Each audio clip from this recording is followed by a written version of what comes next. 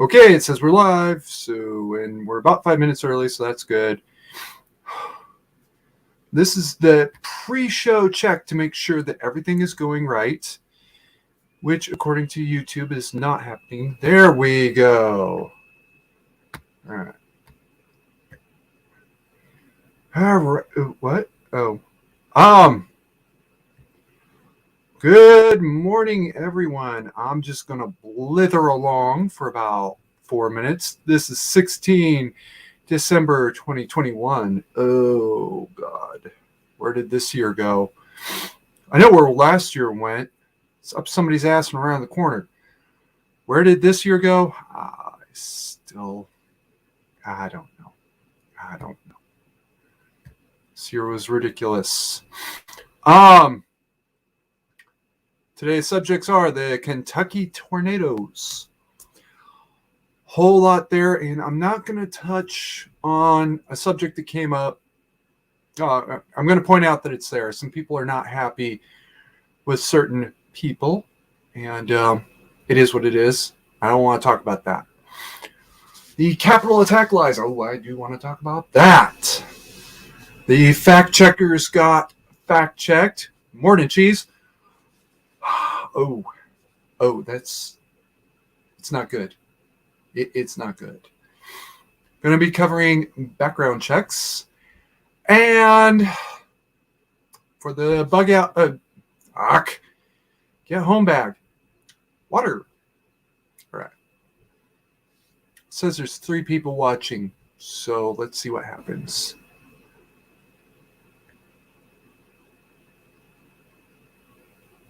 Yeah, no. Okay. Well, let's just see what happens. If anybody has topics for the future that they really want to see anything about, please let me know. Drop it in the chat, drop it in a post-show comment. Something, anything. I'm okay with all the above.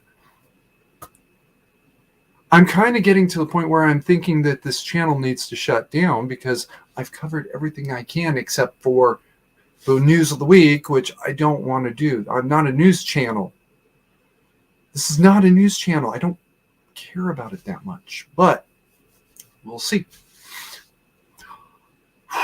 Okay, well, we're at about 2 minutes still, and I want to be fair because I can tell from the chat that even Squatch isn't here yet. Squatch is never late, which tells me that I am way ahead. Cheese Bear is saying that he's watching on 2 devices. I don't understand why, but okay. And that might be affecting the count. Might be. Because one of them might be me. Pretty sure it's distinct logins. You know, so cheese would be 1, but I could be mistaken. And I know the girls aren't watching today because one of the girls has a medical appointment. And hopefully it's good news. And yes, of course I'm a little early. I used to always be 5 minutes early because of technical difficulties, and then I changed the schedule an hour earlier. Oh, I have not been able to keep up.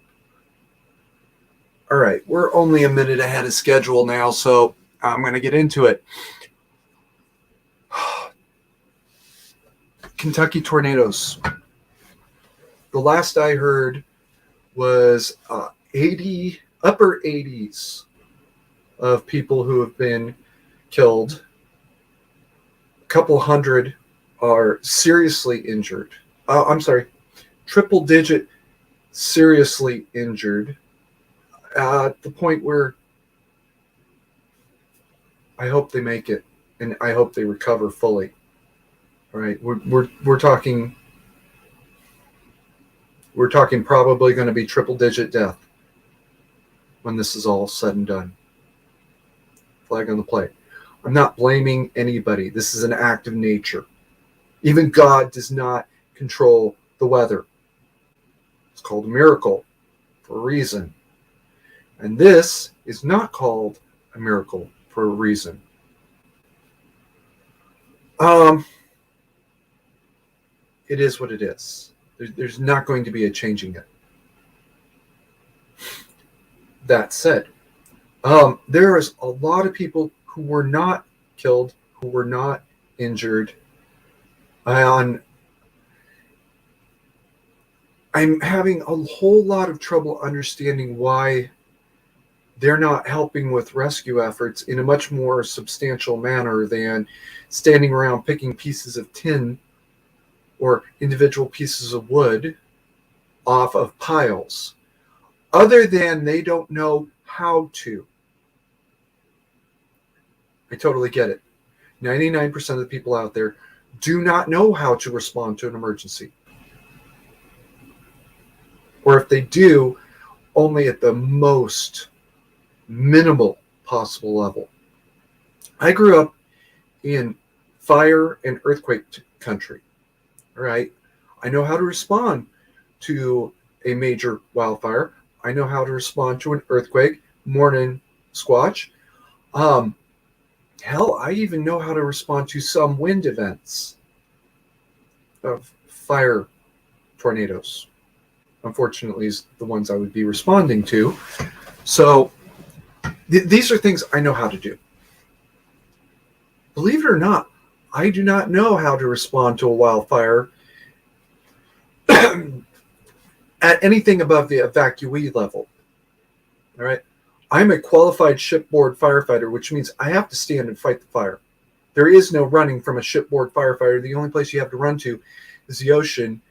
And then you're out there floating for 6 months because nobody even knew your ship sank. You think I'm joking? That was the actual fate of... I forgot her name.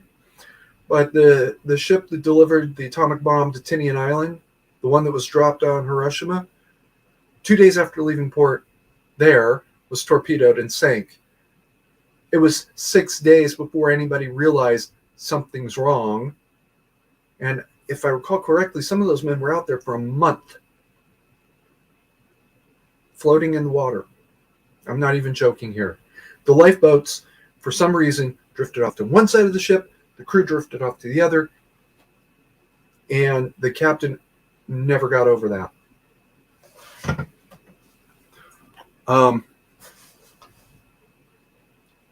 Rest his soul in peace. I'm not speaking ill of the dead here. That's what I'm qualified to do. Cheese, are you qualified to fight a house fire? Are you qualified to do anything but get out of the way of the firefighters?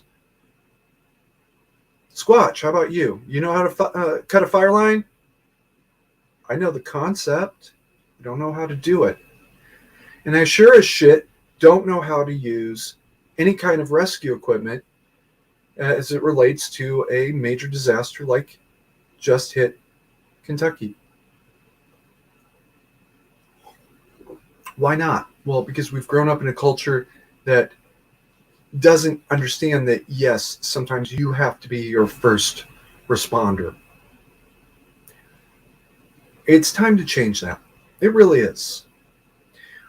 I've talked about reestablishing the militia system in the past, and this would be a perfect time to activate it. Now, the people who were actually caught in the path of the tornado probably aren't going to be able to respond as well as people a couple counties over, maybe across the state line, maybe beyond that. I live in Nevada. Would I be called up? Yeah, could happen. Highly unlikely, but it could happen. And we don't have to be responding necessarily to building collapses and digging people out of rubble. Somebody like me living in Nevada being called up, I might be responding to support facilities, field mess tents,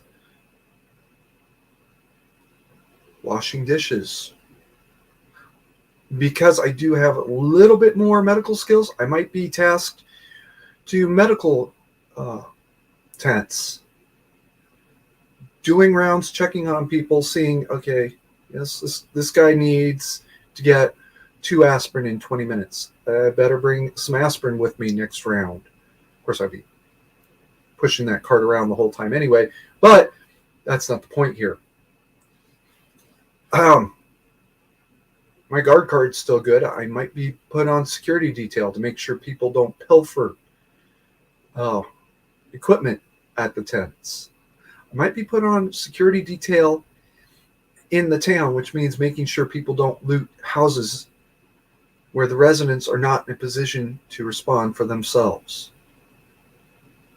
Probably not, but let's get to that when we get to that. This would be the perfect time to have activated the militia, and we don't do it. Now, this will shock everybody who hasn't been following me for a while. County sheriffs have the authority to activate a militia within their county. As a matter of fact, I think I'm a little bit older than Squatch, but he should be old enough to remember the 1989 earthquake. I remember tuning in about 2 minutes after it hit. It was A's versus Giants. Dad even told me, I know you're going to watch the game, but do your homework as well. Yeah, Dad, I'm not going to watch the game. Damn it. I got to watch the game. I got it. And it was just that little bit too late to watch it live. Intellectually, I think maybe I did feel the earthquake. We were in Eureka at the time, I think. And I think I felt something. And I just didn't recognize it for what it was. That would have been a good time to activate the militia. Oh, wait, no. Because the fire department did anyway. Flag on the play. First of all, back then, this might have been legal. Second of all, even today, it would have been legal. It just would have taken the sheriff turning around and say, oh, you took 200 people from one of the city parks to go fight the fire up in Tenderloin, I think it was, district. Okay. Don't let them get hurt. So it's happened in living memory. 1992, I believe it was, when Portland, Oregon, the Willamette River, was it the Willamette or the Columbia? I can't remember now. I don't really know that much about it, to be honest. The mayor, which was not legal at this point, but I don't care, called upon everybody in the city to come help build a dike to defend the city from the flood that was coming and coming quickly. And they did it. It was a successful example of the militia being activated. Okay. Questionably legal issue. The fire department in 89 did it. The mayor did it in 92. So what? If the sheriff turns around and okays it, what's the problem? I don't have a problem with it. The big thing is, does somebody get hurt? And that's why we need training. We need to understand what to do.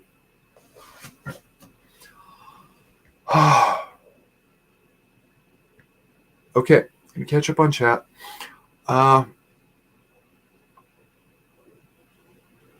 Okay, Cheese Bear said 5 tornadoes and at least 75 dead. I got, I think it was, well, maybe it was mid-80s. I'm not even happy with 75, but it is what it is.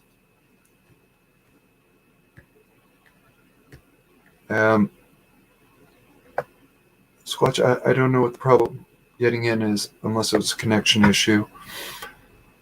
There's still hundreds of people not accounted for who should be. And there will be dozens of people, easily by the end of the week. Into next week, there'll be a couple dozen people still unaccounted. We're talking about, I think, 3 states with at least some degree of crisis.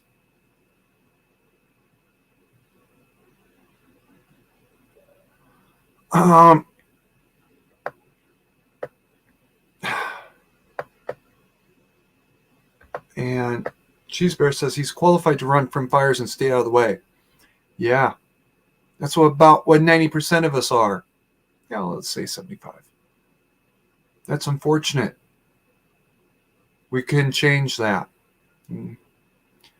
This would have been a great circumstance to first demonstrate it, had this been in effect.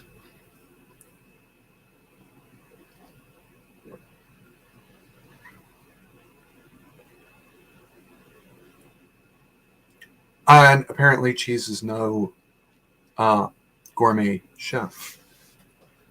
Well, don't feel too bad. I almost burned my family home down when I was 11 because I put bacon in a pan and then got distracted. Moving on. My concept is this. 1 week in a month, 2 6-hour sessions, one Saturday, one Sunday. Divide everybody up in one given area.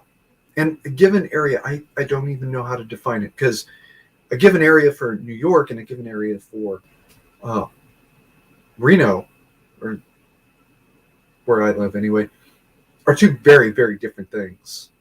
I had thought maybe zip code. No, that's too big. That's too many people. How about voting district? Well, again, in New York, New York has as many people in one voting district as my whole county outside of Reno. That's just not going to work. How about everybody within one distance? And I said mile the first time I thought of this. Maybe that's too small. Maybe it's too big. So I just leave it at area. Everybody within that area is divided up into 4 companies. The area is the battalion, and they are broken up into 4 companies. There's 4 weekends in most months, right? Sometimes February is the oddball. Sometimes there's 5 weekends in a month. Okay, 5 is just a bye, let it go. As for February, when it sometimes is 3 weekends, two companies will have to come in on the same weekend. It is what it is. You have to show up to one of each of 4 sessions, and there's 3 of each session per year. First aid CPR. Every weekend, you could walk in with absolutely no clue what you're doing, walk out with a first aid CPR card on order. If you have it, Sunday you're free. Good to go. Yeah, and why not? Why put you through the extra day of training when you demonstrate all the skills?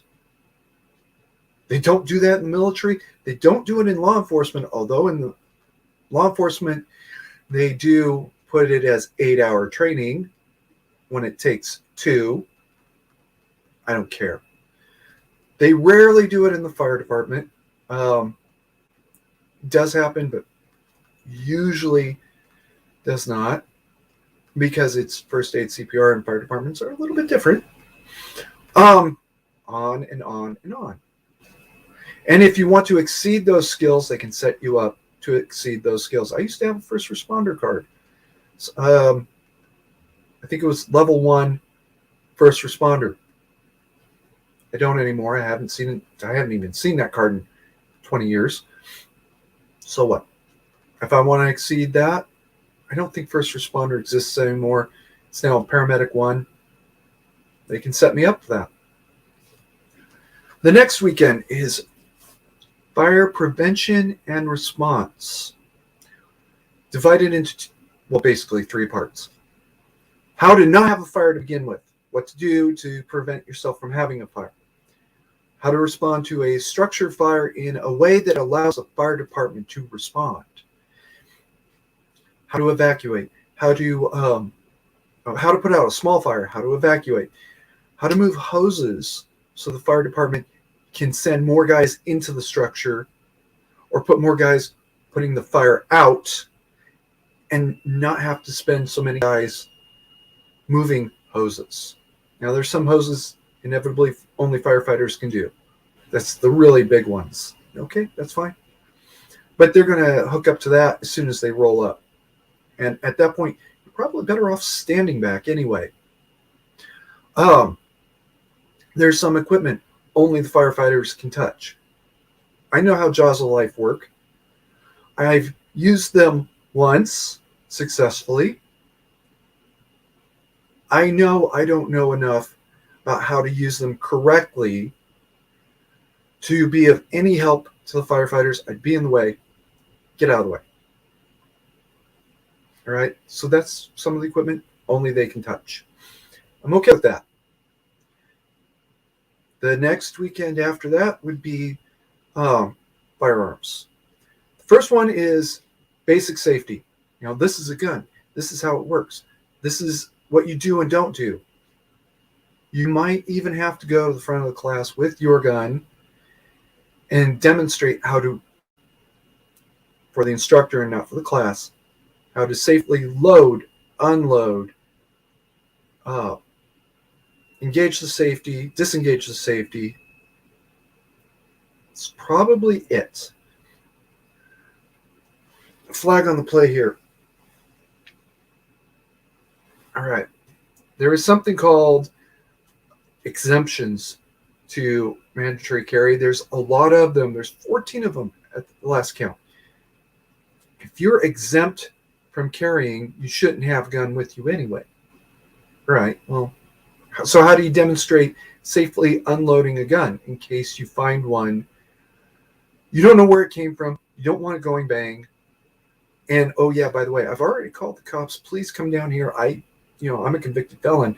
I found a gun in my trash can. Please come down here and get it. It's not mine. I don't know where it came from. And I don't want anything to do with it.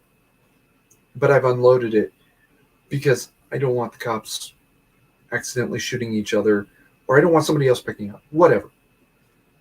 That's a thing that will be dealt with as we get to that point. If you are one of the exempt people, you may be, for the first day and first few hours at least, you'll still have to go through that part of the class, and then you may be released. Or you may be assigned to other things related to this. All right, all of you exemptions, go out and practice your CPR. Or, Battalion B, or Company B is doing fire training this weekend, so go join them, go observe, whatever. Or something else. If you're a convicted felon and you are still in the process of serving the sentence, you might have to go deal with your sentence, like picking trash off the side of the road. The fourth weekend of the month, fourth training session of the quarter is other regionally specific, right? The chances of a flood that would have anything to do with building dikes here are basically zero. Flash floods have happened. What do you do to respond to that? You hold on to a tree and pray. All right? There's actually more that we could do, but come back to that later. Earthquakes actually are not even a thing here. Dust storms and some other dangerous event that could hurt people. And this is more of a natural disaster response. The unnatural disaster response would be the third training session. A lot of people get really badly hurt during disaster response, not because they were hurt by the disaster, but because they were trying to respond to it. They didn't know what they were doing, and that's why they got hurt. And I've seen that happen. This would cut down on those probabilities a lot, a whole lot. I know of cases from Paradise, California, where people were trying to do something to slow the fire down. And one particular person, he was a friend of mine. He is a friend of mine, but I don't talk to him now. Tried putting sprinklers on the roof of his house. He even told me he knew this fire would destroy his house, but he thought maybe it would slow the fire down long enough for the fire department to respond. It didn't. That whole neighborhood's gone. It was gone last I saw.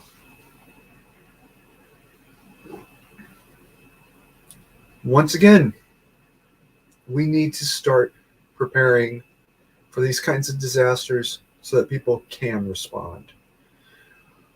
Okay. All right. I stand corrected, Cheese.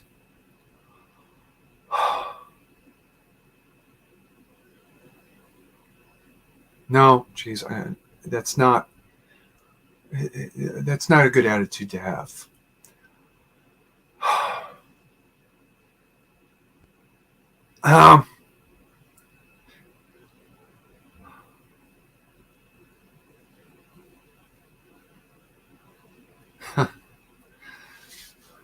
So, no, I don't want to save that guy. Fuck that guy.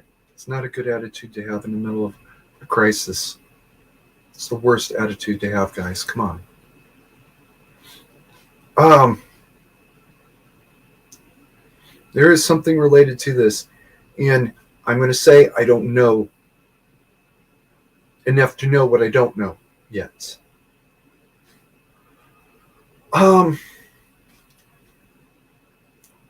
In the Kansas tornadoes, there were tornado warnings issued. Some people are claiming that certain employers said, if you leave, you will be fired. Because of the nature of this employer, I have real trouble wrapping my brain around them having some kind of policy that said, if you leave, you will be fired at any level. All right. This is not a mom and pop shop. This is actually an international corporation. You would think that they would have a policy in place that says, no, you have a warning of a natural disaster impending. Send everybody home right away. Or shelter in place much better, clearly, than they did. And yet I've seen screenshots of at least one text message that says exactly that. I'm having a lot of trouble wrapping my brain around this.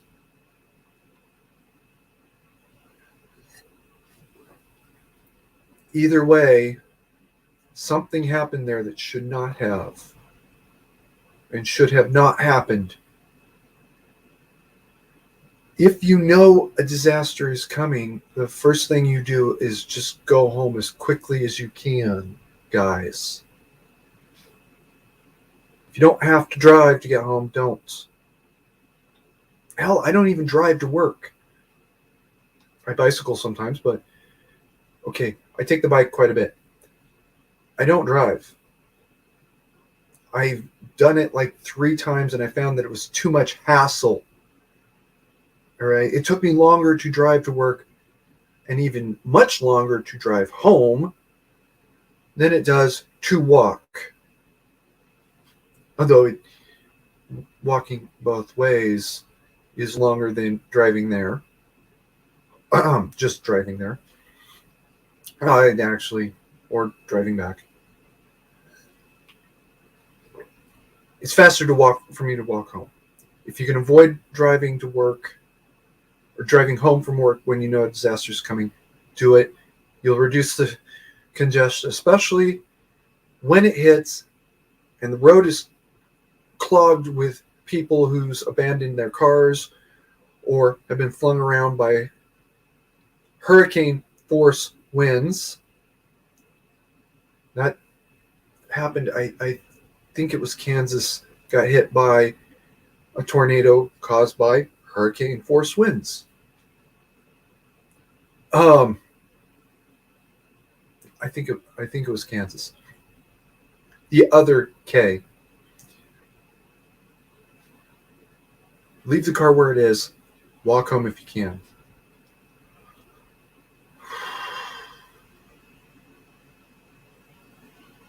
Um,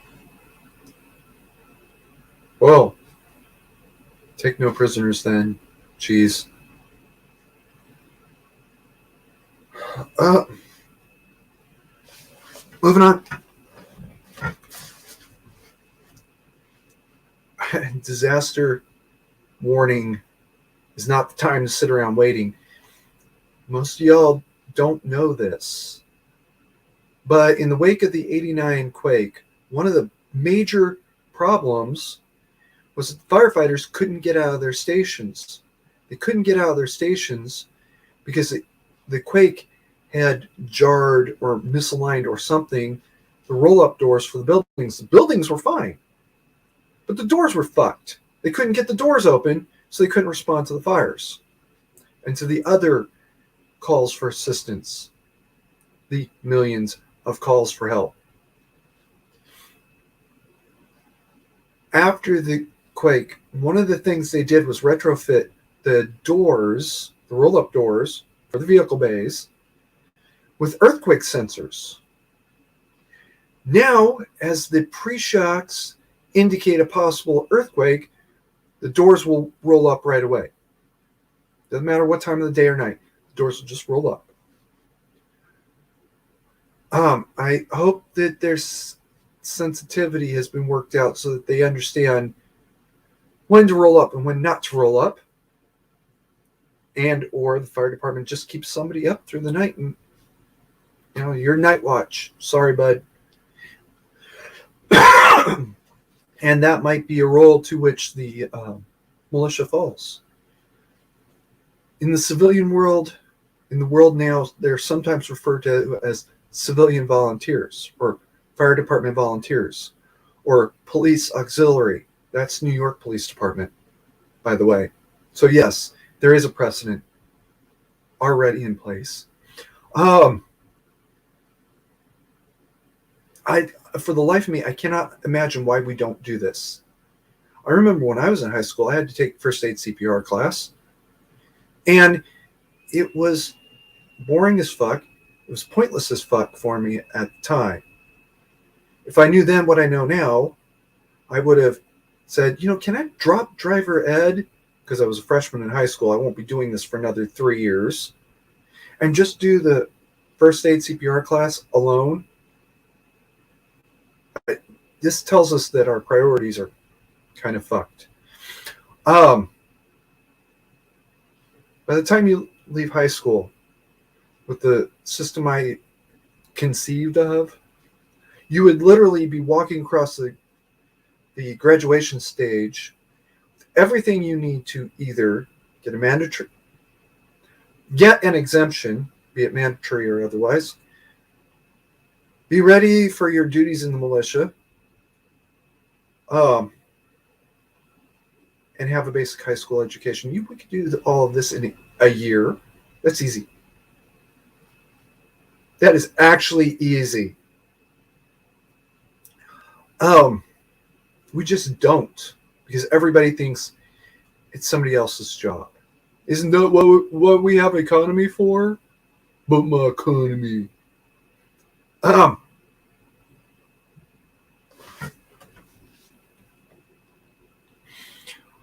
Squatch says something about algorithm reset this morning. I hope that's not bad news.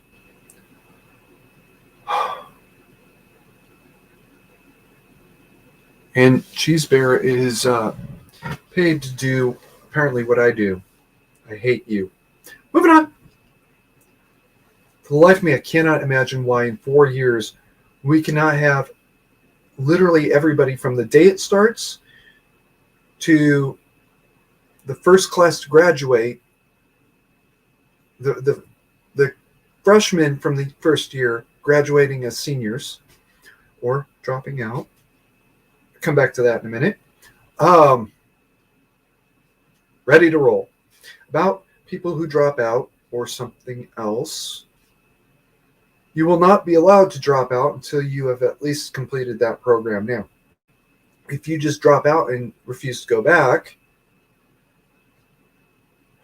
you will still have to respond for militia training, or you can sit in jail that weekend. That is where I'm at. Um,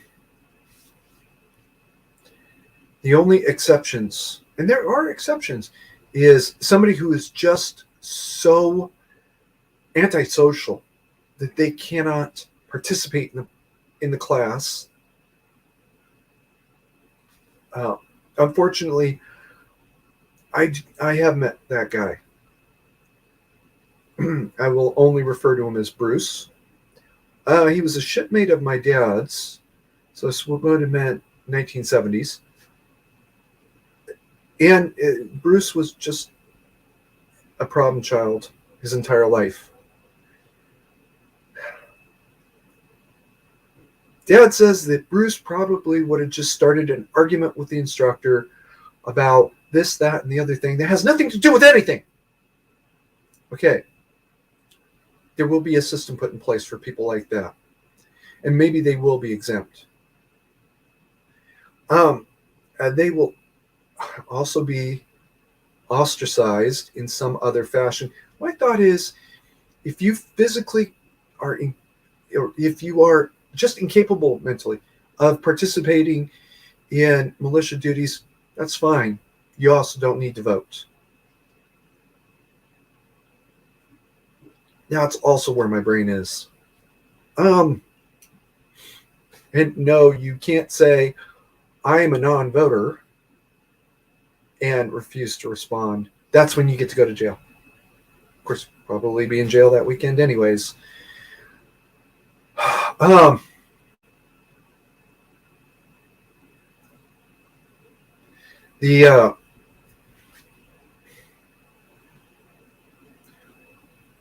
There will also be a system in place for people like him. Maybe it's just Bruce and that instructor can't get along. Okay, you're going to be moved to C company, from D company to C company, and we'll see how it goes.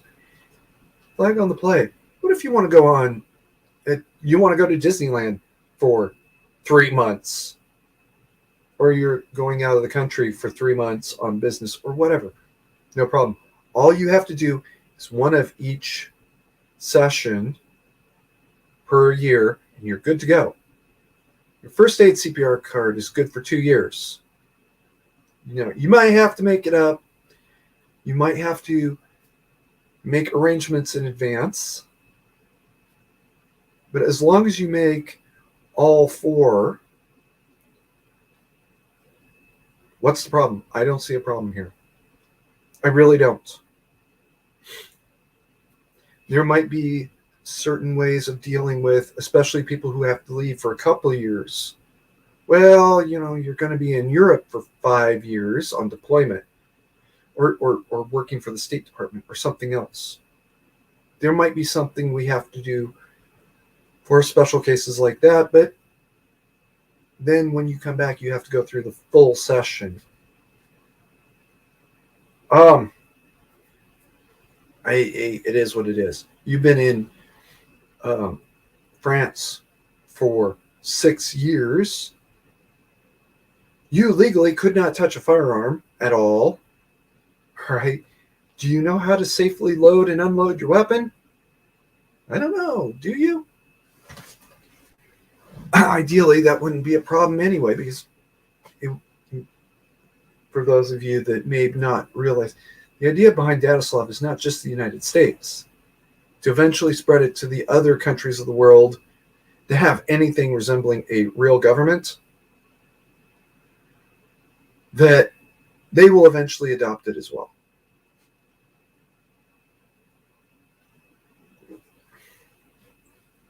And it starts with this idea of the civilian response. I had a cute little acronym that was CAPS, Civilian or Community Assistance Program. You know what? I can't remember what CAPS stood for. But it was a good little idea. It was a cute little acronym that would make it easy to remember. Well, I remember the acronym. It's not without precedent. People say, oh, the militia that hasn't been around in 100 years. Yeah, it actually has. It's been called up in 89, 92. New York Police Department has one. Um, volunteer fire departments are kind of on the border of what is and is not militia. Um, is God damn it. Anyway, all right. Who would be exempt from militia call up? Not training, call up. Come back to training in a minute.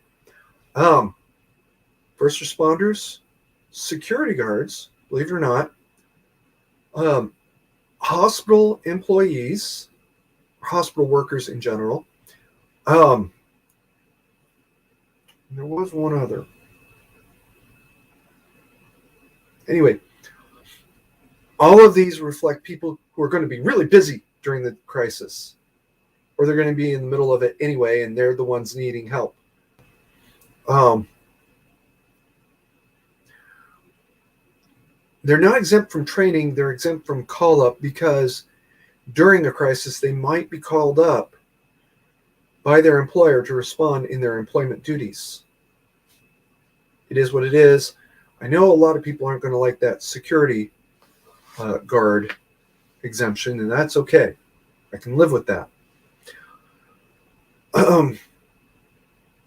Police, firefighters, paramedics, hospital workers are being called up to do the thing that they do anyway. Training. They may be exempt from training if they're getting training through their employer. That's specifically a shot at security companies. They don't do adequate training. They have never done adequate training. I had a California Guard card because, well, it was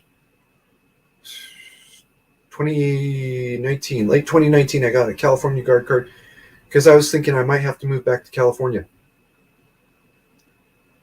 I think it's still good.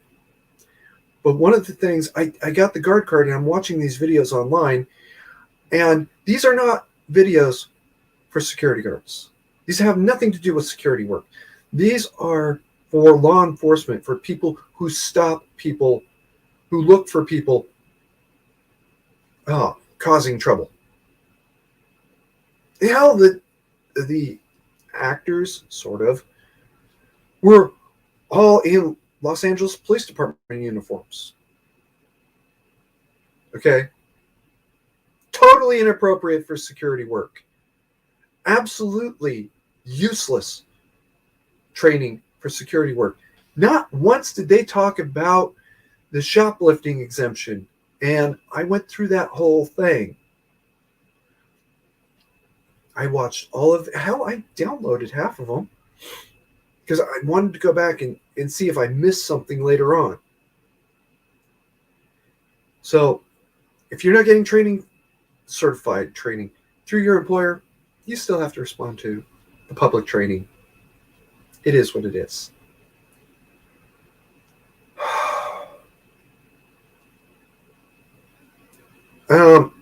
Guys, you may have a problem with your YouTube recommended videos. I don't know what on earth makes YouTube think I want to watch videos about COVID from the CDC. Nothing on earth would make me want to watch those.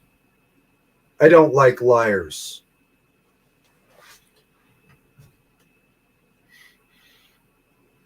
Also, fun fact, I see the chat faster on StreamYard than I do on YouTube.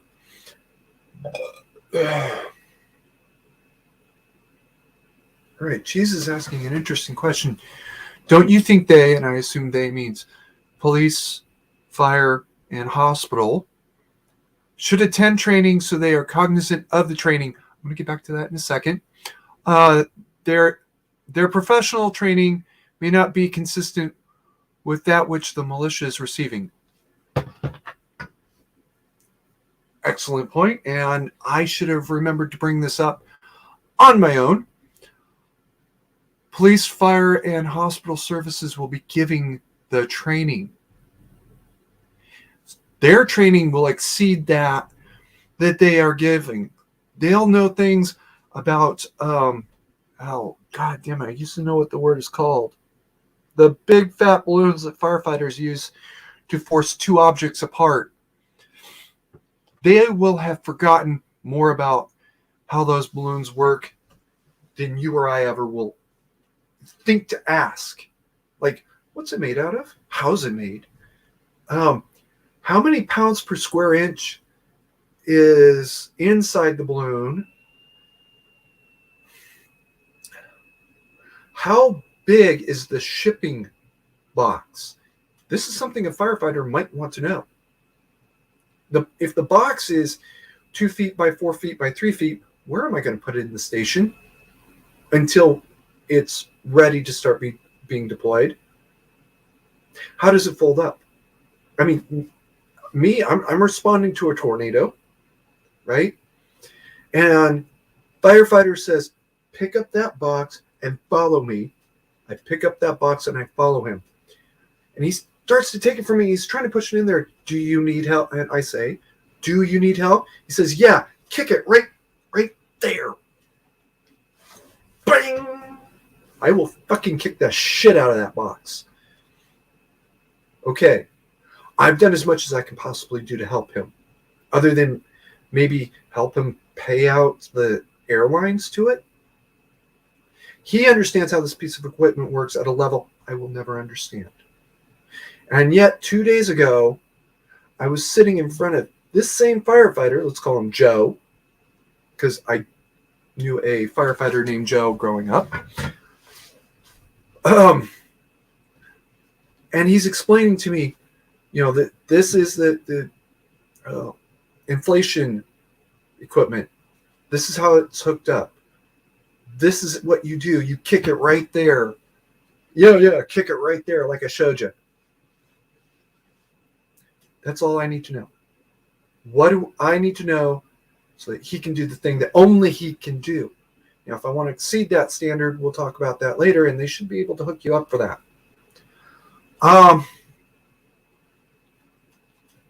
So, yeah, not only will their training will match up and exceed that. They're giving this training. The police are giving the weapons training. Paramedics or doctors possibly are either giving, paramedics and nurses are giving the training. Doctors are observing it to make sure that everything is going correctly. And one doctor might be observing 10 classes at the same time. No, Rachel. Excuse me. No, Mike, the compression rate is 3 per second. I just totally made that up off the top of my head. Work with me here.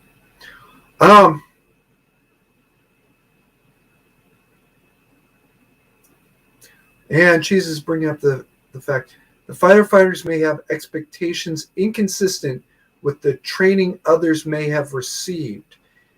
He's not wrong. This is an expectation control, and that's part of their training.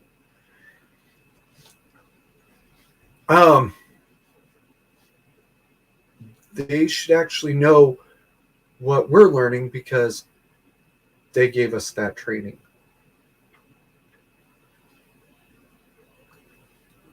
All right, flag on the play. I know I don't fully know everything about this. Every time I bring this up with Papa Carey, he points out, he's the one that brought up Bruce. He brings up something else that can go wrong. If it can go wrong, chances are it will go wrong. And that's part of the reason I talk about it, is to say, okay, what can go wrong? Help me out here. Show me the mistakes I may have made. Let's go back to Portland 92. People are filling sandbags. You think that's stupid work. You think an idiot on earth can do that. No. Any idiot on earth cannot do that. There are people that do not understand how to fill a sandbag. And you're looking at one that it took 4 tries to get it right. Okay. It did take me 4 tries to get it right the first time. I can do it now. Flag on the play. was when I was in the service at the PSU. We were supposed to fill sandbags, and I kept lifting with my back. And I kept getting told, don't do it that way. It is what it is. Matter of fact, I ended up doing 10 push-ups when I did it the third time. Do you got it now, Petty Officer Carey? Yeah, I think I got it. Oh, good. Try again. And that's also part of the training. Firefighters understanding what a cheese bear can and cannot do cannot possibly be expected to know. It is part of it. I have firearms training that vastly exceeds overwhelming training and experience. Fucking belt-fed bolt-action rifle vastly exceeds that which Cheese Bear or Squatch or anybody that I've ever seen in chat, except maybe Ghost, Fixed Bayonets, anybody I can recall. Yeah, that's the only two I can recall. My training and experience exceeds yours, unless I've mentioned you, or you are in the chat and say something now, or forever hold your peace. And that's okay. I need to understand what you don't know. If you have an M240 that decides it doesn't want to work every other fucking round and 3 in a row, what are you going to do? You're going to panic. You're not going to know what to do. All right? That's okay. I need to know that so I can respond appropriately. Also, if you're manning an M240 in the middle of a forest fire, morning, Gulch. Well, that's very interesting. Why are you manning an M240 in the middle of a forest fire?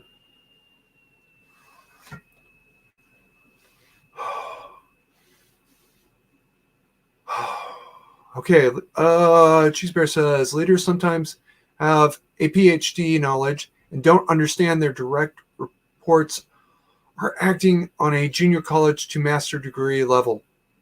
Oh, shit. Sometimes they don't understand that their training is responding to a barely junior high school graduate level.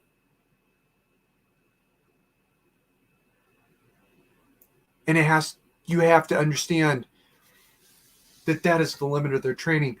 I know why people bitch about the way I speak sometimes. I say head instead of bathroom. In fact, there's not a whole lot of B words I use at all. I say bulkhead, one of the few exceptions, instead of walls. I say deck instead of floor. I understand that there's a limitation to your knowledge base. And I have to work with it sometimes. Squatch goes on to say, everyone is an expert. And that is one of the things you got to break them up.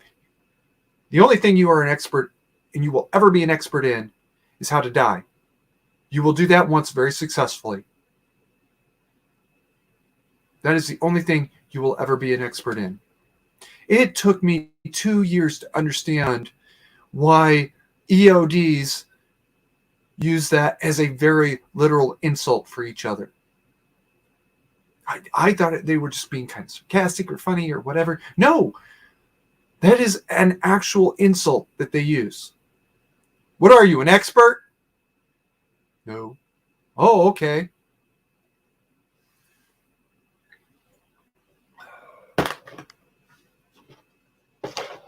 The experts are all dead. It's a very real EOD expression.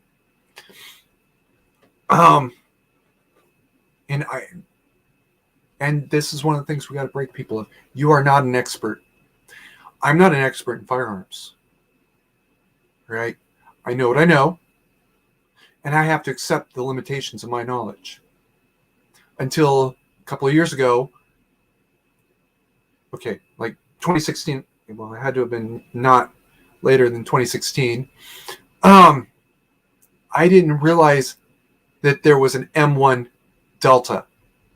So the first time I saw that, I thought it was an M1 Garand sniper variant or precision variant.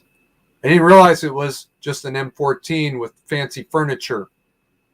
And I'm still kind of butthurt with that guy for pulling a fast one on me. I am not a firearms expert.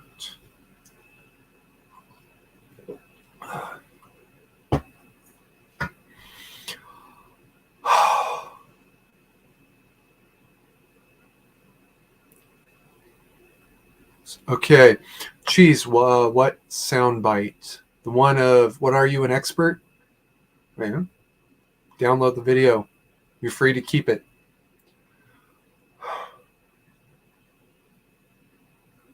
Oh. And apparently YouTube is deleting the word marvelous from chat, I assume. Let me take a look at the StreamYard chat because they don't hide anything from me.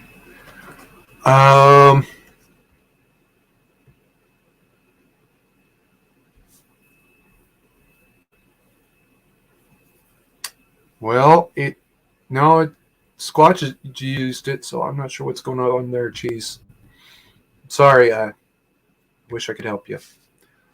All right, so that takes me basically to the end of the first hour.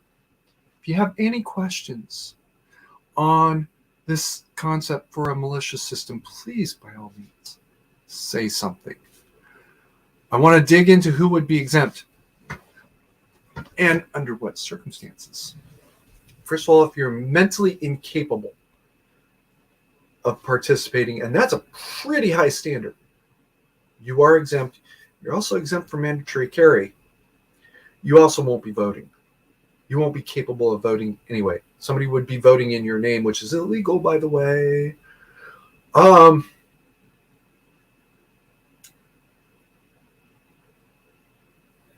That's it.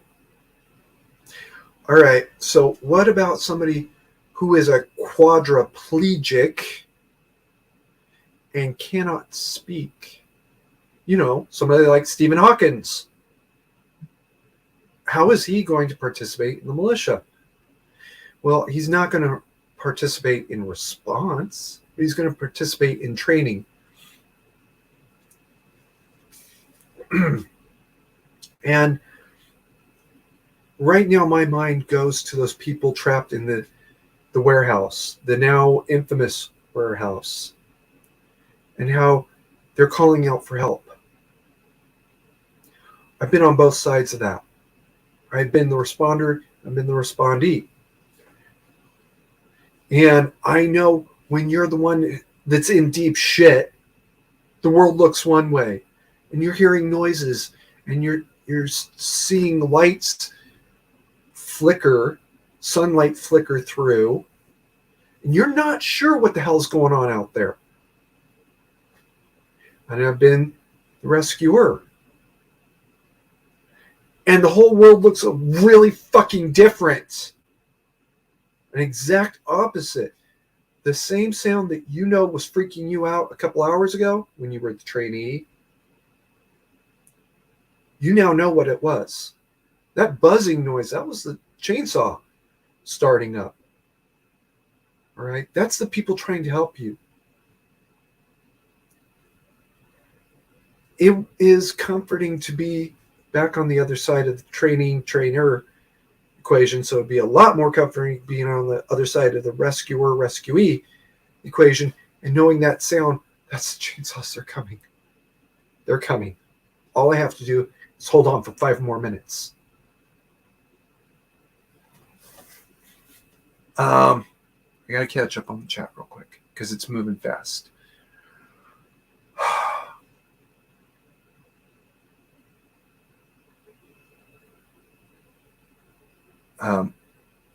Okay. Anything you say about chats getting deleted here or somewhere else. I believe you.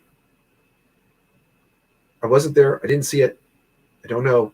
But I believe you. Okay. There is a huge comfort in being on the wrong side of the rescue and knowing what's going on around you. Being able to visualize in your mind, okay, they're starting up chainsaws.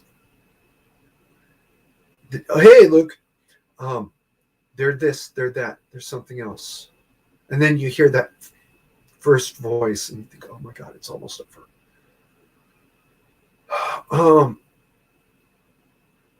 That is a really comforting position to be in. That ignorance of what's going on around you is, especially when you can't do anything to help yourself, is really, really overwhelming. If you know what's going on, it's a really comforting feeling. Oh shit. Alpine, Luke was even later than you, and he got the notification, so don't worry about it.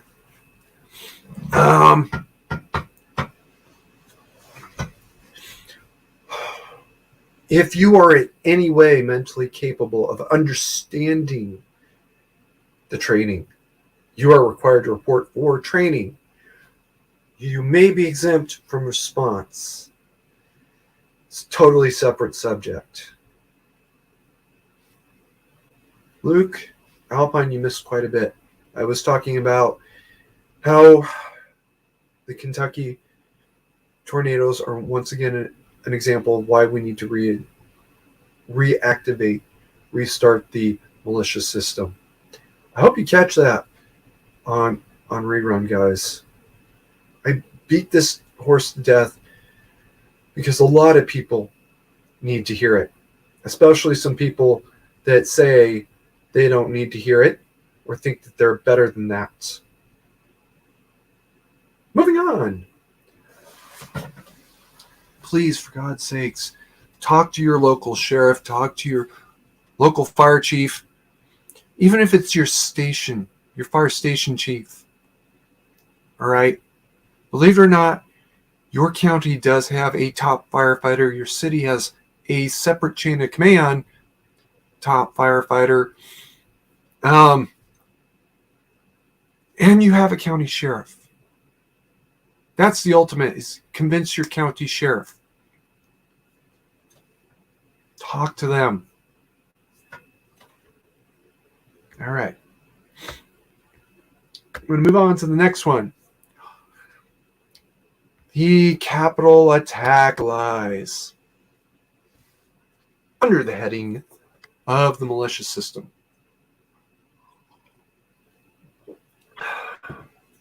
There's this thing. I'm not sure if she meant it seriously or sarcastically or something else. We shouldn't do that because then they'll just call the militia out to deal with the Capitol riots and you people would all be dead. First of all, there was no riot. There was no attack. Yes, there was a lot of people being quite obnoxious and immature. And I'm talking about Podium Guy, and I'm talking about the shaman, and I'm talking about the guy that hopped up on the dais and started ranting at the crowd. There were people being immature. I'm talking about the kids that climbed the scaffolding that leads something to do with roses, apparently. And there were people who were acting absolutely and unbelievably inappropriate. And I'm talking about the woman that crawled through the window. Flag on the play. 6 months ago, I said I thought she was trying to escape from a riot or a fight or something. I'm not entirely quite so sure now. there is a real reason to wonder if she wasn't crawling through that window for that reason, to create a problem. And I said before, and I say it again, either way, the shooting itself was justified. Things that came along afterwards are separate things that can be dealt with separately. There was no attack. There was one woman who may have been really, really stupid, or may have been fleeing from what she thought was a riot about to break out. I'm really not sure now. That's it. The rest of the riot was the Capitol Police. Yeah, I said that. Unwilling, not unable, unwilling to let this lie go, certain members of Congress read text messages from different members of Trump's circle to one another, or to people close to but outside of the circle, in ways that are completely defamatory and dishonest. They read just the two little pieces that they wanted, the reply one, their text message one way, or the reply back, and not the 15 before it, or the 100 before it, in a way that presented it in a totally dishonest and disingenuous light. But it got worse. Oh, yes. After I set this up yesterday, I found out that they had actually altered at least one of those texts. They'd cut half of it off and added a period that wasn't there when it was sent. Does that sound familiar? Does that sound like during the impeachment when they presented tweets by Donald Trump that had the nice little blue check? Yeah, the blue check he never had. Oh, yeah, about that. Gee, I wonder if that was a bad idea. To you members of Congress who hate Donnie so much, okay, I do. I get it. I understand. I totally get it. You need to stop lying. This time, you got caught by your own actions, just like last time. It's like the game that couldn't shoot straight.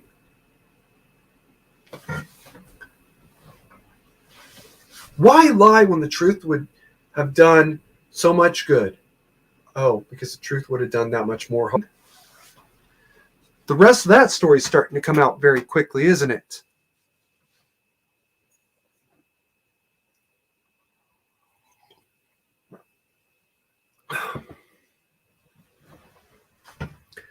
Now we're starting to realize, hey, wait a second. There was things that could have been done to have prevented anything from happening to begin with. Now that's far down that road as I can get on a live stream. But all of you all know, yes, I said all of you all, what I'm talking about here.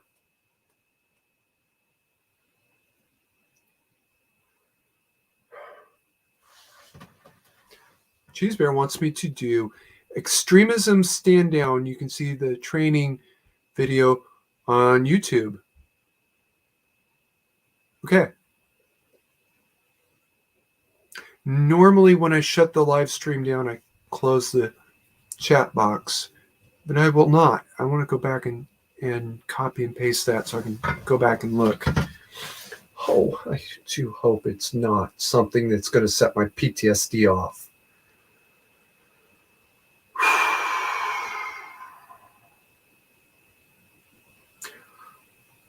under the exemptions to militia response, any identifiable medical issue, including PTSD, right? Physical inability to respond is going to be an easy one. Stephen Hawkins is not responding to an earthquake. I don't care how bad it is. I don't care how close he is. He's not responding to anything anymore. He passed away a couple of years ago. But he wouldn't have responded when he was still alive. And that's okay. If you have PTSD and cannot respond, or if something else, you may be exempt. Talk to your doctor. So I hope this extremism stand down is not something that's going to set my PTSD off.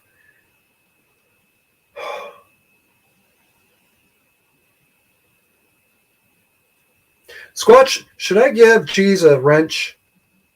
Because once I give it, it's really, I'm too lazy to take it back.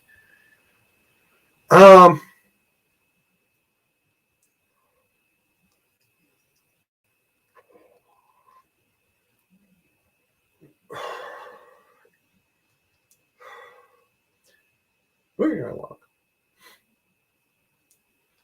Where was I? Morning, Foss.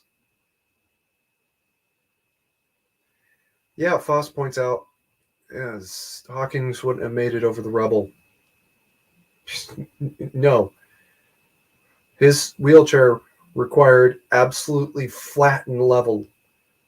Okay, maybe not quite that flat and level, but no, he wouldn't have made it out. I can see a situation where he might have been helpful, but Honda hasn't released that product yet. Maybe they will someday. Oh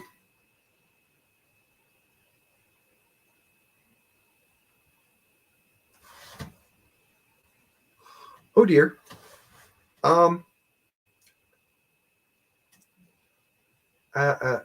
Gulch is telling me that Cheesebear is a lady.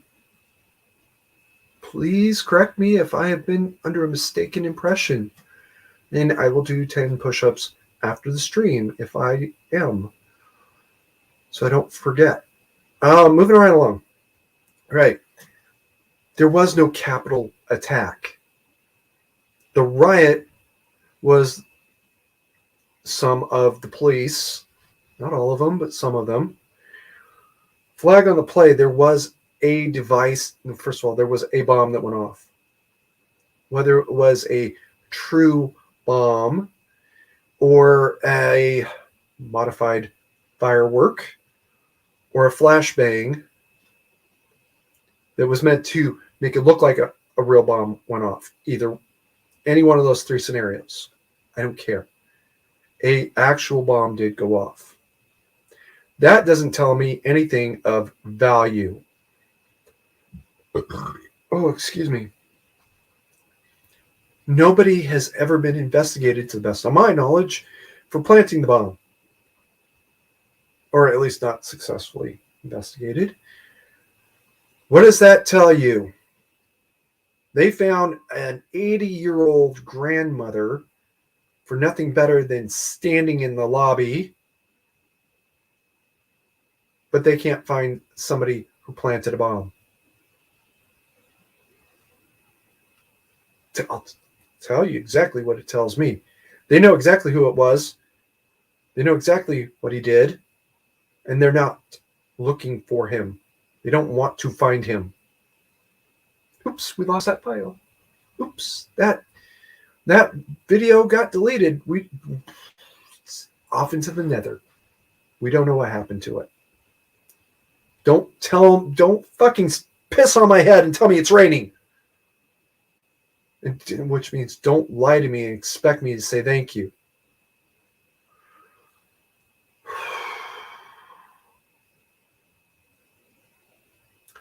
The more that they lie about this subject, the worse it's going to get.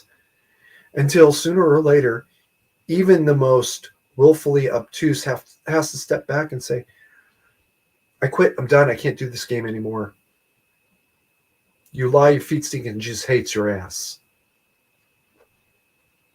And I'm walking away.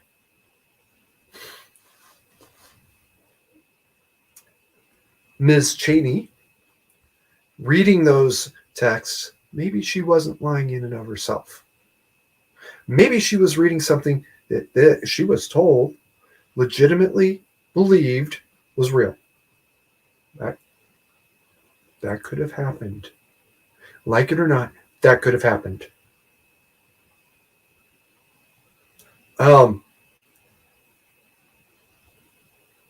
That doesn't excuse who gave it to her. That doesn't excuse them giving it to her. And to be perfectly blunt, that doesn't excuse her not verifying that, yes, this is real, unedited, in context. She's a professional. She knows better.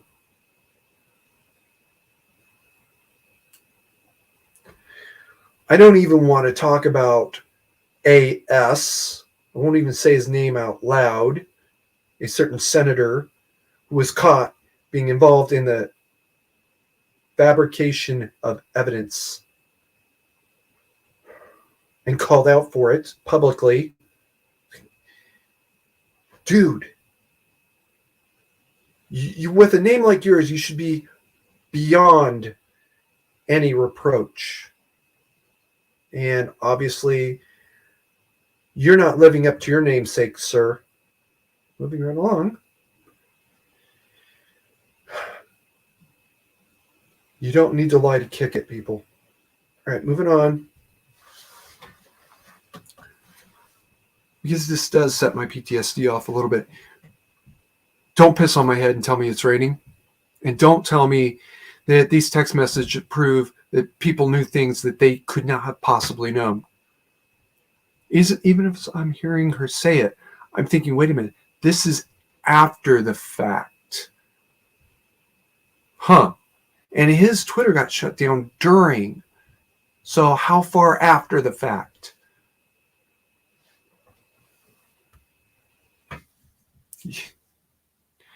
Don't piss on my head and tell me it's raining. I'm just going to be mad. Guess who's mad? All right. I hope I've beaten that horse to death enough, because I want to move on to the fact checkers.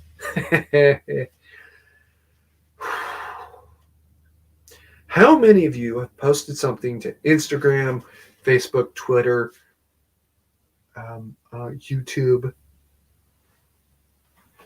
or something else where fact check says this didn't happen, or fact check says, for more information about COVID, see our resources. See, I just got a channel hit for that. I know it. I'm okay with it. I don't give a fuck. They're going to hit me for something anyway. How often has that happened to you? I'll tell you the truth. It happens to me until I basically quit Facebook back in February, I think it was. It would happen to me about twice a month. Fact check. The Capitol riots happened. Remember, that was the last one. Everybody pay attention to Squatch there. He is wise behind his ears. Everybody has had it happen to them at least once.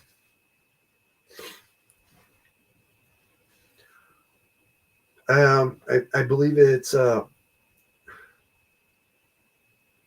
Papa Victa, which was a YouTube channel. You can't say it anymore. Rhymes with pizza. Is suing Facebook and a couple others over their fact checks. Well, during this week, I think it was Tuesday.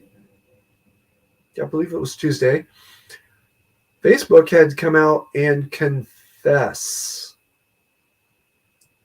Uh-oh, Carrie's using the legal terms again. Had to confess that their fact checkers are paid opinions.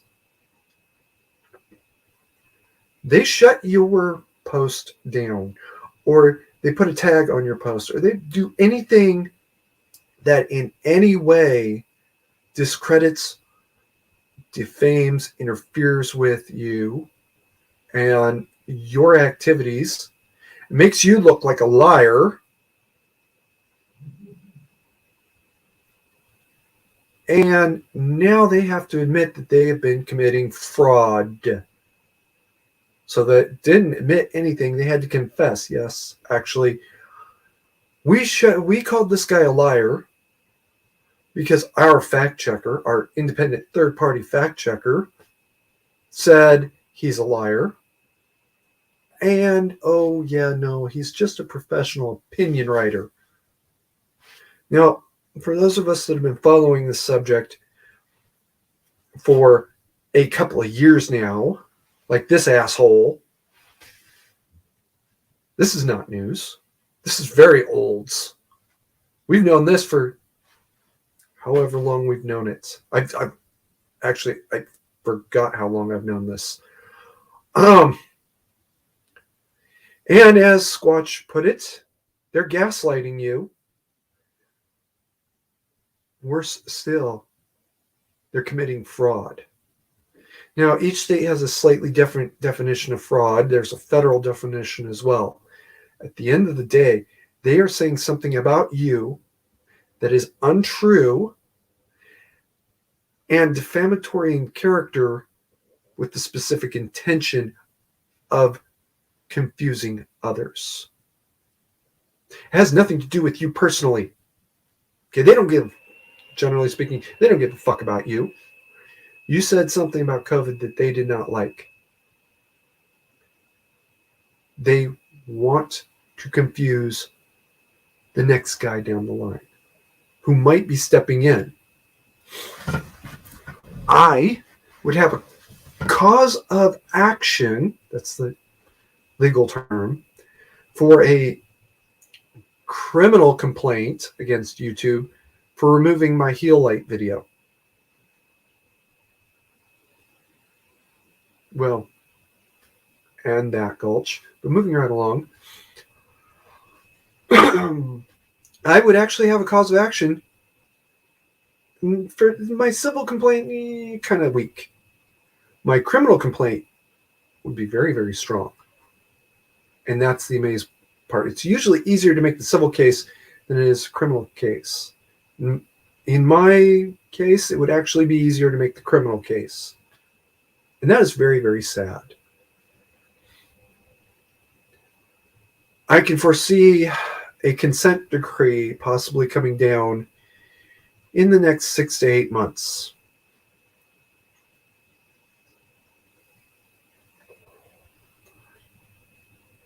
Again, don't piss on my head and tell me it's raining. All right. I spent half of 2017 in fascist book prison because I told the truth. Not one single one of my posts that year had anything to do with violations of the porn rules, because those rules didn't exist yet. Or, well, at least I didn't get busted for one of those. I got busted for talking about politics and credible threat of violence on top of that. That's the amazeballs part. The guy who says, never ever start a fight. And I stand by that. Never be the one to start the fight. You don't need to start a fight. Be ready to end it. And end it as quickly and easily as possible. Punching the guy in the nose gets him to stop hitting you. Great, punch him in the nose. And let him walk if you have to. And if you have to escalate that level of force up, you escalate it as far as you have to. But don't be the one to start that fight. But I get the credible threat of violence. The last straw really was Um, actually, the last real straw was I went in for 30 days for a link to a website that has been dead for 2 years. Or a link that has been dead for 2 years. Only because of who it linked to. The URL.com. And a lot of the people, speaking of fact checkers, who were on my case 2 years ago, saying, you got a fascist book prison because you say objectionable things, are starting to see, oh, it happened to me now.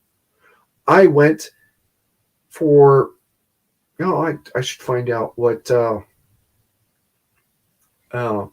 SMV went to fascist book prison for. Oh no, I'm sorry, jail. But it was something as ridiculous as my last one. Okay, we're at about 40 minutes. About 40 minutes left. And background checks is a touchy subject. I understand. So I want to spend a little extra time on it.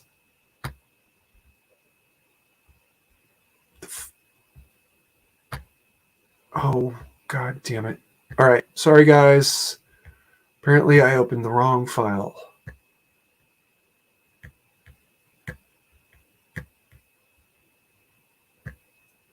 Or maybe I closed it. I don't know.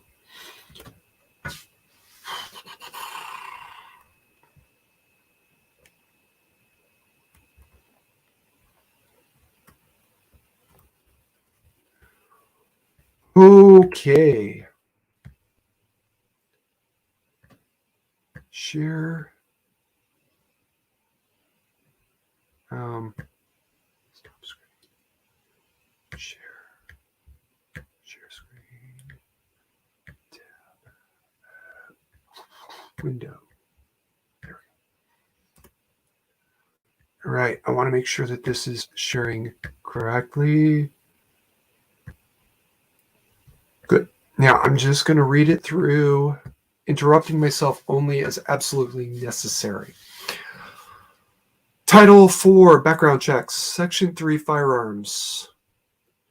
All persons seeking to purchase a firearm or obtain a concealed carry or restricted firearms permit shall complete a form not to exceed 1 sheet of paper generated by the National Crime Information Center, NCIC, identifying individual, attesting that they are not excluded persons, that's mandatory exemptions, and including fingerprints for comparison against established fingerprints of known criminals. No other information can be required nor requested. In any attempt to solicit such information shall be tried and convicted as a refusal to process and fined and imprisoned per Section 4. That's the next one. Said background checks are not permitted to take longer than 30 days. Persons with an established NCIC file shall take no longer than 7 working days. Any background check not completed in said time frame shall be conditionally approved. Any background check not completed within 30 days of that shall be unconditionally approved. Time restrictions for unconditional approval may be suspended during a state of emergency upon declaration by governor or the president for the duration of the crisis, during which time conditional approval shall be reduced to 2 calendar days. Okay, a lot to unpack, and I'm going to do it quickly. Yes, it does mean fingerprints, and no, it means fingerprints only. Any attempt to obtain DNA or other information, anything not actually written here, is illegal for a reason. Okay? Even asking can be a problem. They are not permitted to take longer than 30 working days. Now that means 30 working days. All right? Not just 30 days. Persons with an established file shall take no longer than 7 days. I know it can take as little as 20 minutes, so don't give me some shit about how long they need to complete the process. Any background check not completed in said time frame shall be conditionally approved. Okay, so you get 30 days for somebody who's totally new and we've never heard of this guy before in our life, but only 7 days for somebody who's bought 3 guns before. And what's the big deal?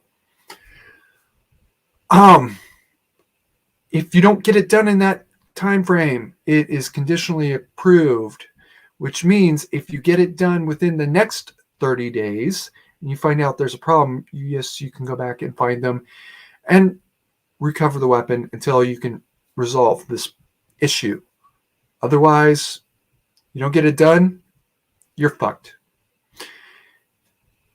You know, it's been 90 days and we still haven't completed this guy's background check for a concealed carry permit, and he has an established file, and he's a wanted felon. Well, you screwed yourself. And oh yeah, by the way, you cannot use that information to track him down later. Whoops. Shouldn't have fucked around. Time restrictions for an unconditional approval may be suspended during a state of emergency upon declaration, during which time conditional approval shall be reduced to 2 calendar days. Okay. So somebody, by the strangest of luck, went and bought a gun, somebody with a felony warrant, no bail felony warrant, walked into a gun store on Friday. He bought the gun on Friday. Walked out of the door on Friday because the instant check showed nothing. NCIC, there's an earthquake on Saturday. Declared state of emergency. Okay. You have now got 24 hours, NCIC, to tell the local law enforcement, no, actually, this guy shouldn't have the gun. He's a wanted felon. Or he can keep it until the state of emergency is suspended. That's it. Okay. I'm going to put myself back up. And put the, put the chat back in like I do.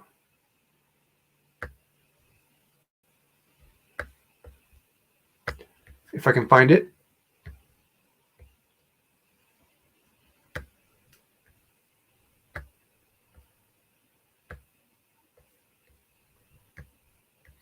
Yeah, I wish I had a professional who did nothing but that for me.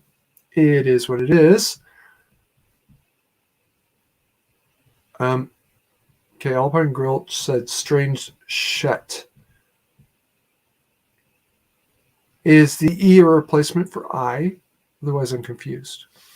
Either way, that is what it is. You know, I know this is anti-popular.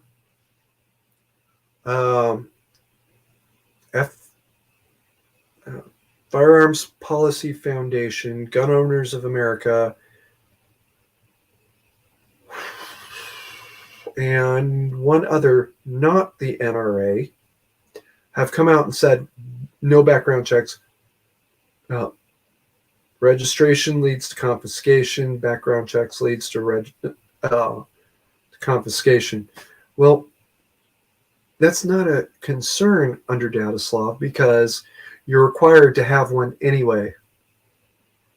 All right, you literally can be fined for not having it unless you have one hell of a good excuse.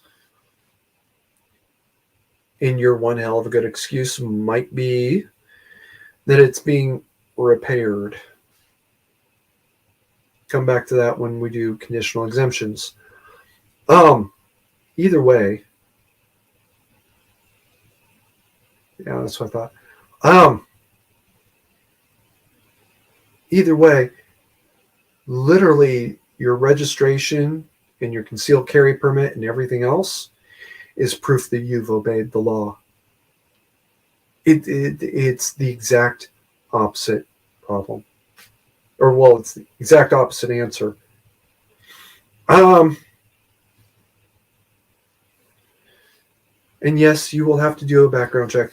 Nobody wants a 5-time convicted felon to just walk into Woolworths, buy a 38, and walk out. Okay, let's just be honest about this. I don't want it, and I can't imagine anybody else does. Convicted felons themselves are like, no, actually, I wouldn't give me a gun either. And the minute I get out of prison, I'm going to go get one. And I can get one in about 45 minutes, I think is what the guy said. This is an interview with an inmate in prison by a pro-gun control reporter. And the inmate actually says, I can get one in about 45 minutes after I get out of here.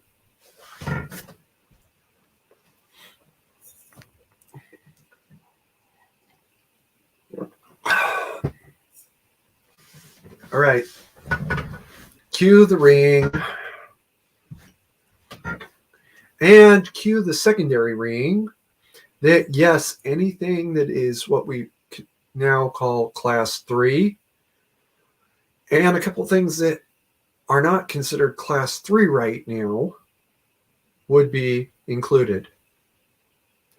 And that includes flamethrowers. Believe it or not, flamethrowers are not restricted items.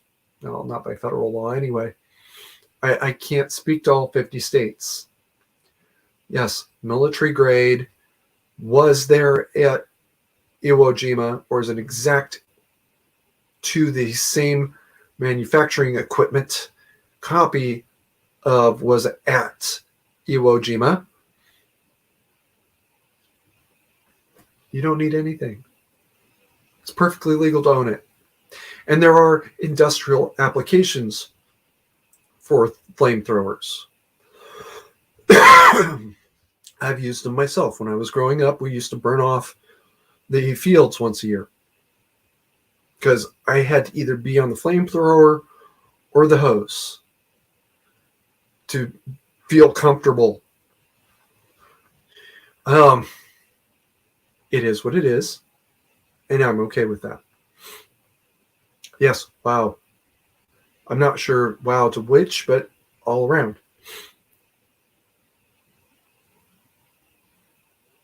Okay, geez, I get it. Actually, we're all kind of lucky Cheese is even here because most people do catch this on rerun and not live. I know Voss is at work, but since Voss's work is related to this, I'm sure his boss gives him permission. And there's a couple other people who've been here that their job is a related field. No, geez. Focus on your meeting, okay? Don't respond. I don't want you to get fired over my ass. So please don't even respond. Where was I? Yeah. Wow. Yeah. Flamethrowers are not restricted in wow. Carry supports background checks.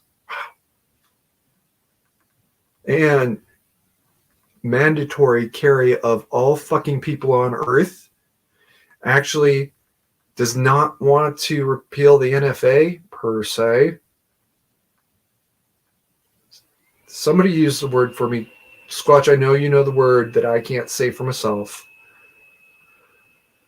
As a matter of fact, one of these days, I'm going to have to get a co-host to say some of my bad words. And not the ones that I can use backstage or as a quote. There's 3 words I cannot say. B, room, B, liquor. And what was the other B? I forgot what it was. Oh. Sorry, Cheese. I thought you were in a physical meeting, so you're okay. Where was I?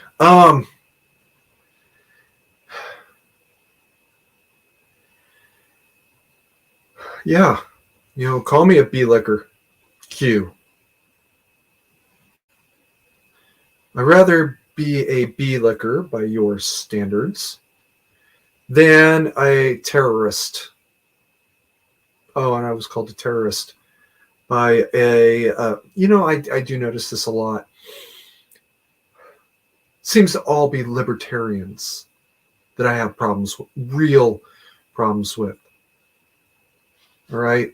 Leftists, I can sometimes get along with when there's a mutual interest, like Pod Home or Gross Luge Act. They don't like fake news either. Libertarians, they love it.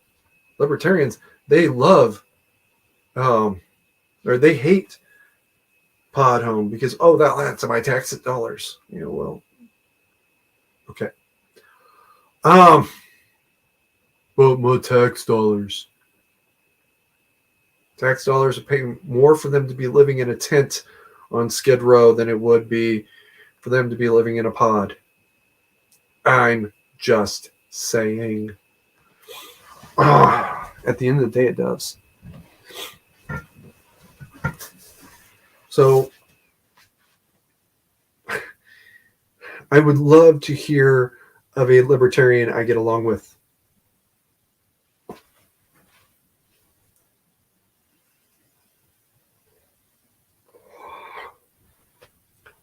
Love you, Susan. Okay. I'm sorry, guys. I lost track of my topics, I should say.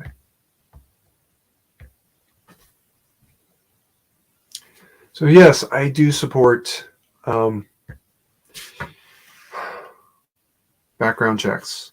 I do support registration, and I do support the concept behind the NFA. Execution has been absolutely fucking shit. And it was shit when they first came up with it because they didn't think any of this through to what would the future hold. Fortunately, I covered that in Daetslov. Okay. We've got about 40 minutes left. And get home bag. The subject is water. Now, this is actually more than I need to get from where I work now to home. This would be nowhere near enough for about 90% of the people out there. Maybe a third. Not coincidentally, fits into this little pouch, which is the reason why I have it.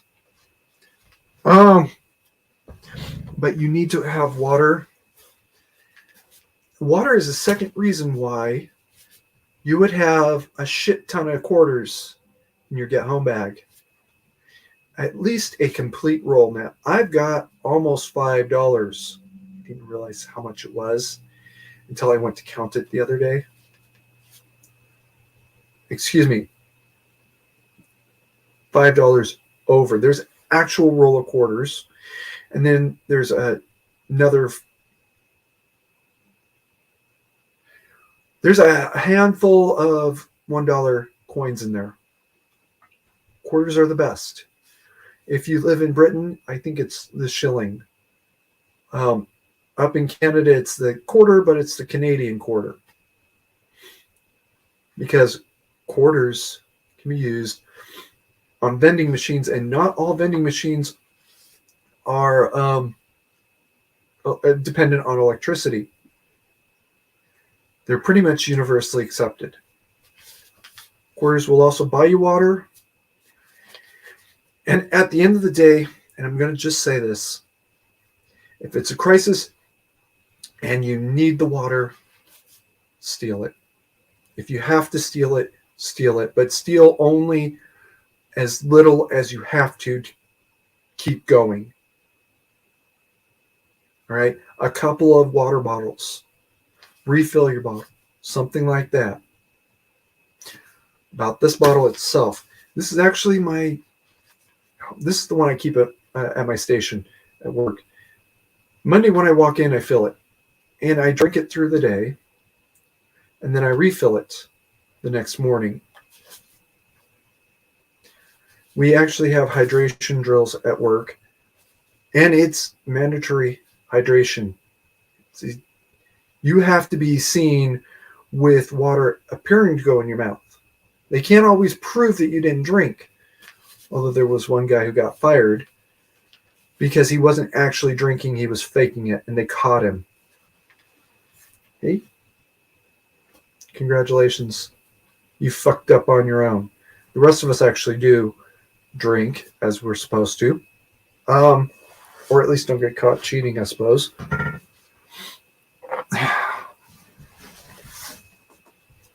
Have the bottle at your desk, refill it at least Monday morning, Friday dump it, and you're good to go.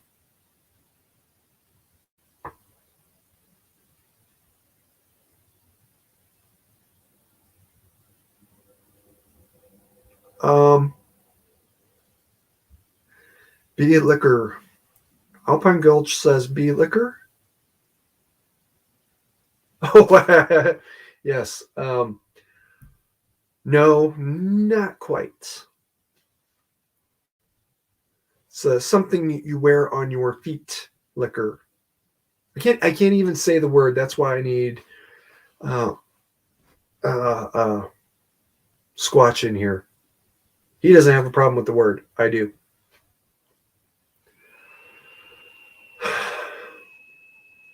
And yes, we need Cheesy to mod you personally. Cheese, if I ever give you a wrench, your only job is to mod Alpine Gulch. How about that? On the subject of Alpine Gulch being silly, she says, I'm waiting for powdered water. About that. I read a couple of years ago that could be conceptually plausible. Realistically, no. But conceptually, maybe. It could happen. Always have water. At the absolute worst case scenario, if you are in a crisis, steal it. And I'll be perfectly blunt with you. If it's an earthquake or a hurricane or a wildfire that's tearing through town, that gas station attendant has a whole lot more important things to deal with than you stealing water. They do. They don't have time to deal with the fact that you stole a couple of bottles of water. They have time to deal with you trying to steal money out of the register. They have time to deal with you stealing cigarettes. They have time to deal with you stealing booze. On a related note. Hey, DJ. Yeah, it's good to see you too. You missed the entire militia segment. I hope you go back and watch that. That's what I'm getting into water now. But that was the big thing for today, or for this morning anyway. They're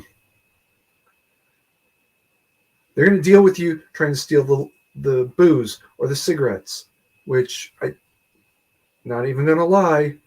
I'm going to take a couple of packs on my way out of town.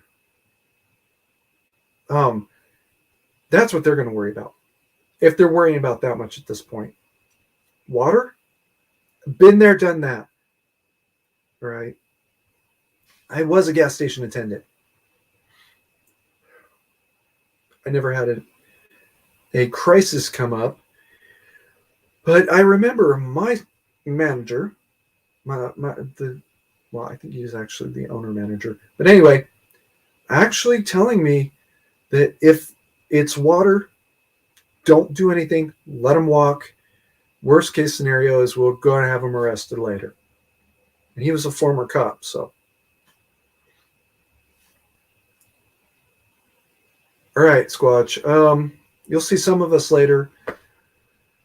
Squatch runs a live stream as well at the same time I run my evening live stream. So maybe someday StreamYard will figure out, hey, if we got multiple participants, we could stream it to multiple channels. Just saying. All right. DJ Play Nice says, anyone here have a water key? Like the kind you would use to turn on or have for attaching a valve that has a petcock removed? Oh, yes. I know what you're talking about. No. No, I do not. That is an interesting observation. Although, if it's just removed and there's nothing else in place, it's also known as a multi-tool, which is part of my everyday carry.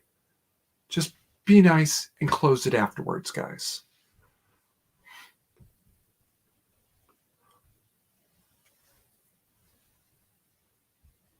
And I see DJ and Cheese know each other. Oh, damn. Watch where you put your feet, Carrie. Me and my size 12s get caught on everything. So, if it comes down to that,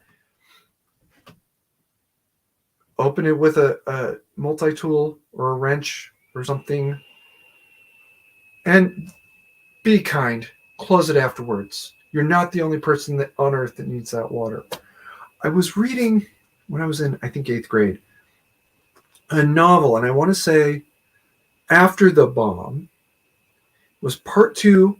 There was a sequel to another book I think was called The Bomb, where the Russians accidentally launch a nuclear bomb that hits New York. Right. Flag on the play. I only read the second half, and it very clearly said that the nuclear bomb, was an accident. The Russians just couldn't stop it once it was moving.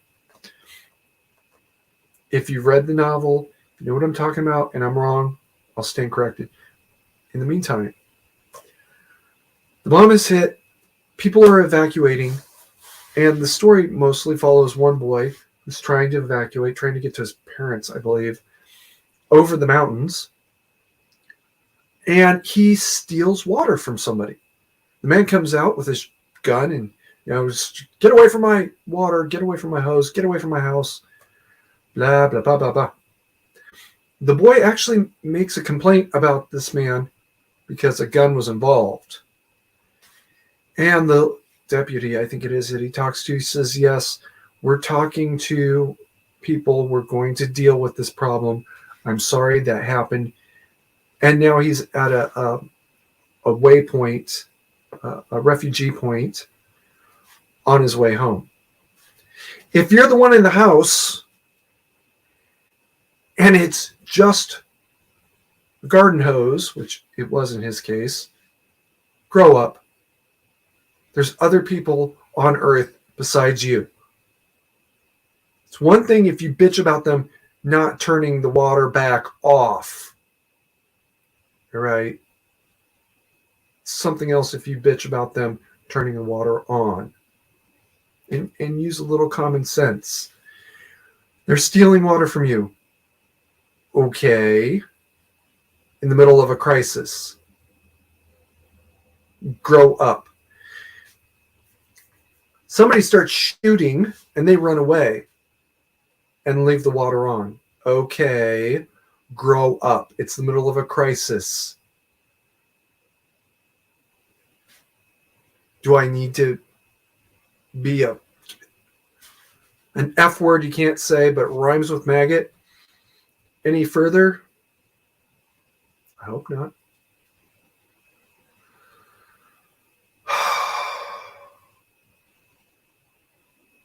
Okay, we're at about 10 minutes left. Oh, housekeeping issue.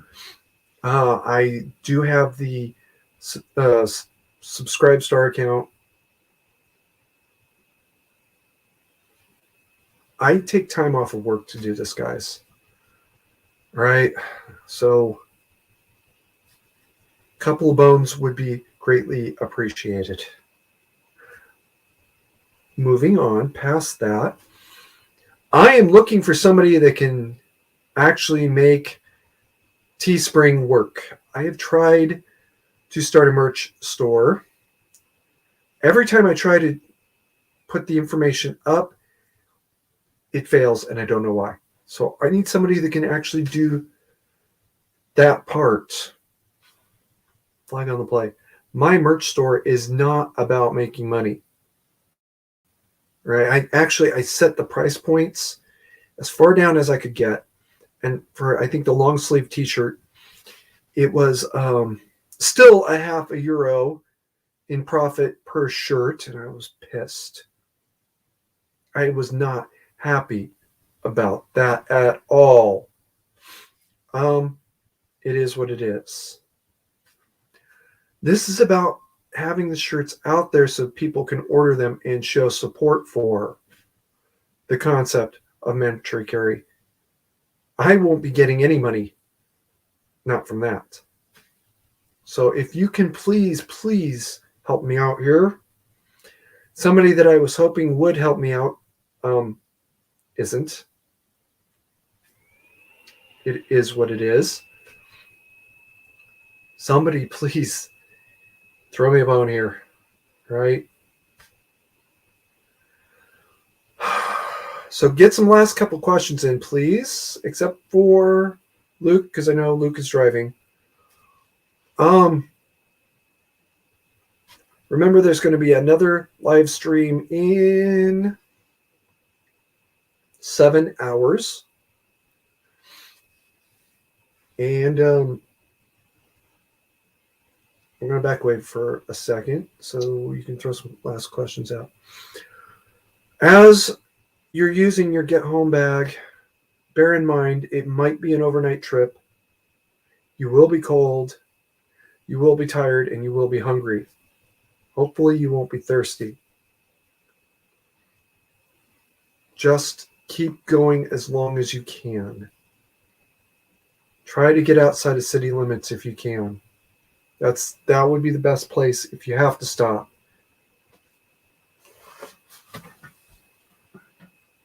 Otherwise, just get home. And then the worst case scenario is your get home bag, you toss it in the car and it becomes part of your bug out car. If you didn't leave your car at home at work.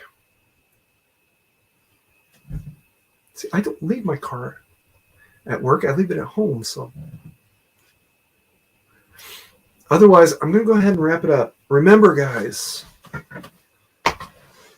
whether you like it or not, 9017 is coming. All right? It's a matter of when, not if. And I don't know when now. I just have a very, very strong suspicion that I know the day of the year that is going to happen. And within about an hour of when it would start, it has extreme symbolic meaning, which if you're on Discord, ask me or email. I might answer an email. I would answer on Discord. So keep that get home bag or put it together. Okay. Thought today's morning stream was since I don't know what time zone you're in, Gulch, I can only tell you that it is 0800 my time, which is Reno, Nevada. 1600 Universal. Right. In the meantime, get your get home bag ready. 9017 is coming, and keep calm, and mandatory carry on. No, I do not. I will address that next week. No, this evening.